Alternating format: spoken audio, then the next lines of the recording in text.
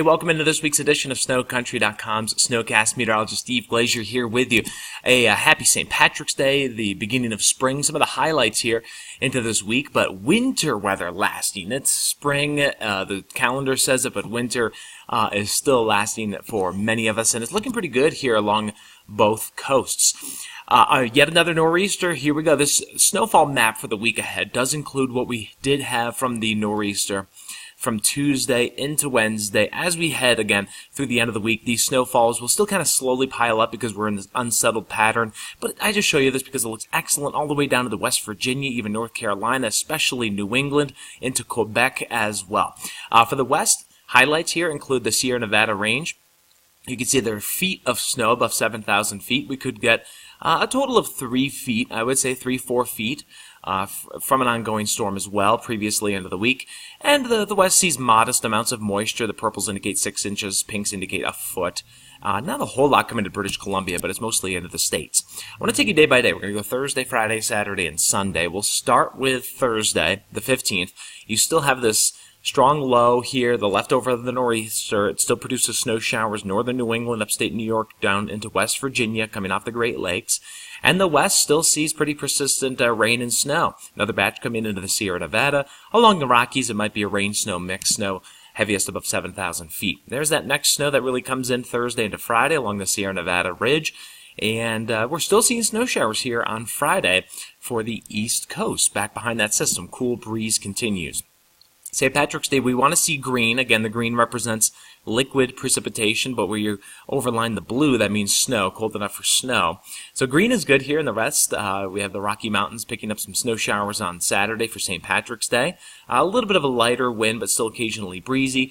A little bit of a lighter wind, but drier for the east, with a little rain moving through the southeast on Saturday and St. Patrick's Day. And on Sunday, a little bit drier here along the East Coast, even more for New England. Still cool and breezy.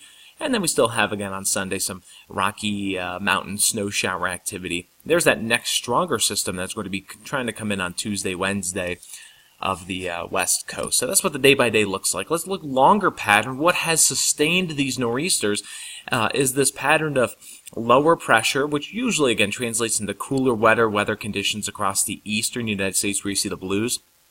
The oranges usually indicate some warmer, drier weather, which we have across the midsection. Again, this is Friday, March 16th, and you have cooler, wetter weather generally for the west. We look to Tuesday. The pattern, again, alternates a little bit here and there. You see the little warm, dry area moves to the left-hand side of the west just a little bit, so we do dry out a little bit for the west through Tuesday. This is the first day of spring, by the way.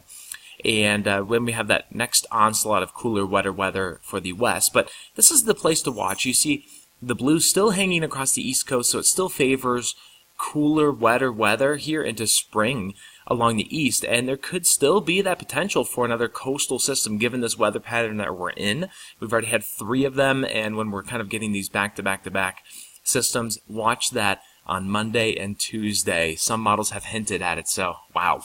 Unbelievable stuff. Now, as we look at longer term, this surrounds the start of spring, so the 18th to the 22nd. Now, what I want you to watch for are some of the areas that you'll probably have the best skiing and riding a little bit deeper into March.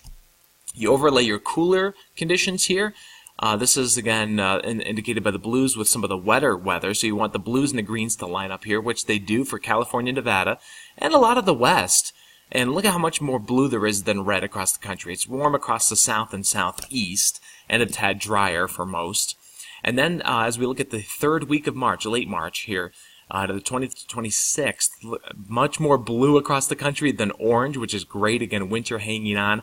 So it does look cooler and wetter here across most of the west. Cooler and wetter here across parts of the northeast with warmer, drier conditions across the immediate south. So it looks like as we get deeper into March, your best riding and skiing still hanging on into the Great Lakes, northeast, even down to the mid-Atlantic here.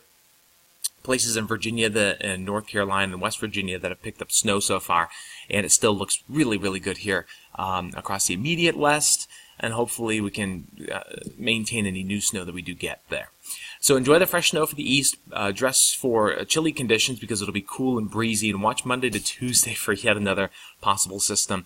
Most of the snow for the west is the Sierra Nevada, but there's pretty good distribution Thursday, Friday, Saturday, Sunday for much of the Rockies and West Coast, and it may be a little bit too windy for lift operations sometimes, so keep an eye on that and plan ahead. That's your summary here for SnoCast on SnoCountry.com. Thanks for watching. We'll catch you next week.